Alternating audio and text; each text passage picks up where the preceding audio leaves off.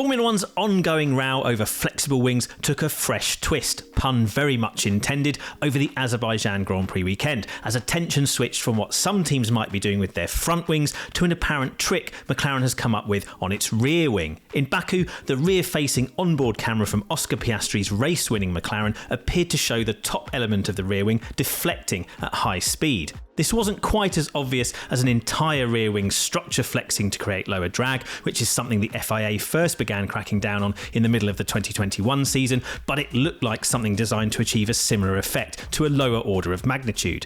It looked like just the top element of Piastri's wing, the part that opens when the DRS is engaged, was able to bend or twist slightly at its outer edges, therefore increasing the slot gap between the two main wing elements when DRS was not in use. This would reduce drag, giving any car that was able to use it a small straight line speed boost that could be very beneficial on the streets of Baku, where the mixed layout of the circuit means teams have to compromise more with their setup than on a pure high-speed track like Monza. It would also be especially beneficial to a driver leading the race who is not able to use DRS himself, trying to fend off a faster Ferrari for dozens of laps along one of the longest straights on the F1 calendar.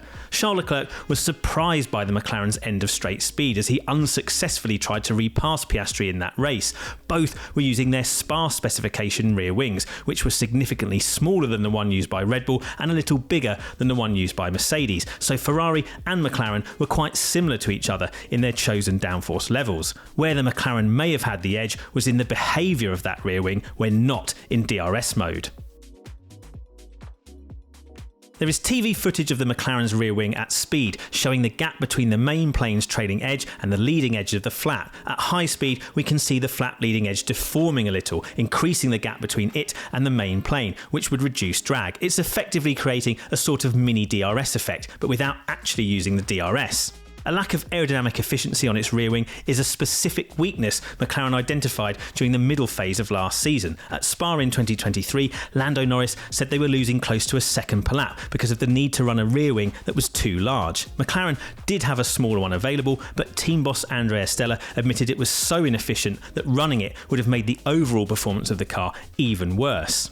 But having managed to find loads more pure performance from that incredible rate of development that kick-started in 2023, McLaren has now been able to switch focus to improving drag at specific downforce levels, where that becomes a real sensitivity for the car's overall performance. Basically, places like Spa, Monza and Baku, where you have to trade off the downforce you want for the corners against the need for greater speed on the straights. Fast forward to Spa 2024, and McLaren introduced what it called a new family of rear wings, upgraded around some more modern concepts. So it's not too much of a stretch to intuit that McLaren has applied some of the clever aero-elasticity it has utilised to such great effect on its front wings to create an efficiency gain on its rear wings too.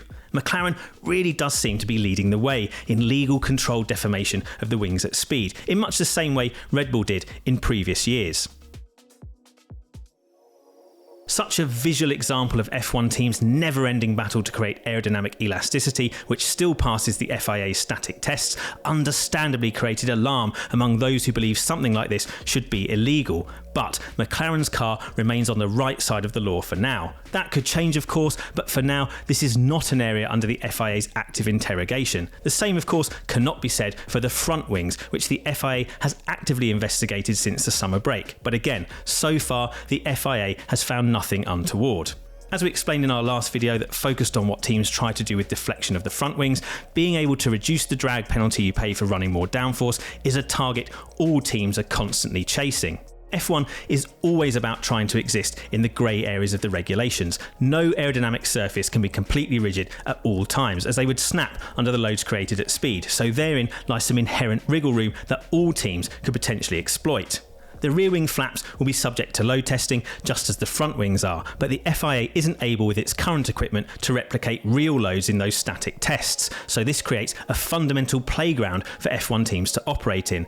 Build aerodynamic parts with enough stationary rigidity to pass the static load tests, which then deflect usefully at speeds at which their rigidity is, for now, impossible to test. It's logical the front wings have taken more of the FIA's focus recently because that's an area where you can really gain a compound benefit in this ground effect era of F1. Trying to achieve a sensible balance compromise between high and low speeds has become much more difficult as F1 has moved into ground effect, and elastic aerodynamics is the most effective way of taking the front wing out of ground effect at high speed when you want rear stability and reduced front grip, while then still being able to run the level of wing angle you ideally want at lower speeds when heaps of front grip and a positive turn-in is the most desirable handling characteristic.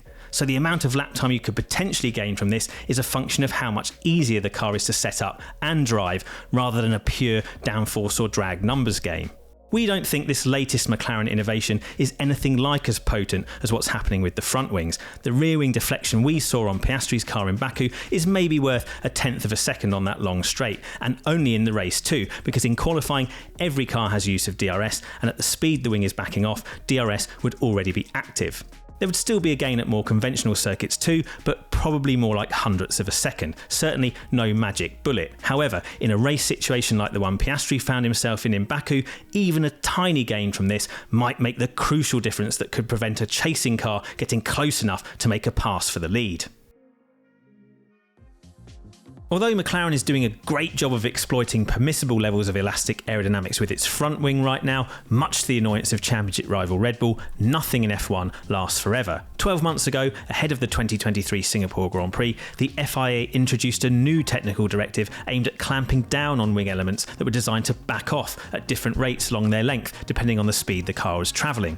In issuing this technical directive, the FIA basically accepted that aerodynamic components have to be allowed to deform at speed, but it wanted to see that backing off be uniform across the length of each component. Then FIA single-seater director Tim Goss gave a specific example of a rear beam wing decoupling from the end plates and then rotating to reduce drag as something that is forbidden since Singapore 2023. A glance at the current technical regulations on rear wing deflection suggests the wording is mostly focused on how the trailing edge of the rear wing moves back at speed, rather than the bottom edge of it lifting up, as appears to be the case on the McLaren. It could also be that the FIA's current deflection test parameters don't quite cover that area McLaren is exploiting, so it could be that the FIA actually needs to invent or modify its testing regime in order to check this area in the first instance. It also seems that the FIA has recently been more preoccupied with regulating rear wing deflection when DRS is active, while McLaren's latest trick only works without the use of DRS.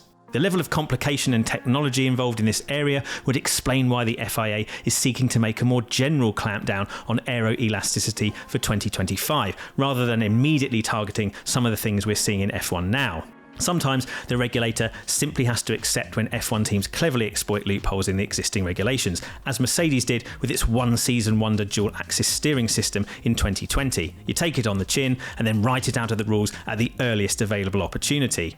That's obviously much more difficult with an area like elastic aerodynamics, where there fundamentally has to be a certain level of permitted flexibility, something the FIA itself accepts. But given this current battle has been raging between the FIA and F1 teams since the middle of 2021, we can probably expect something to be done to peg McLaren back by the time the 2025 season gets underway.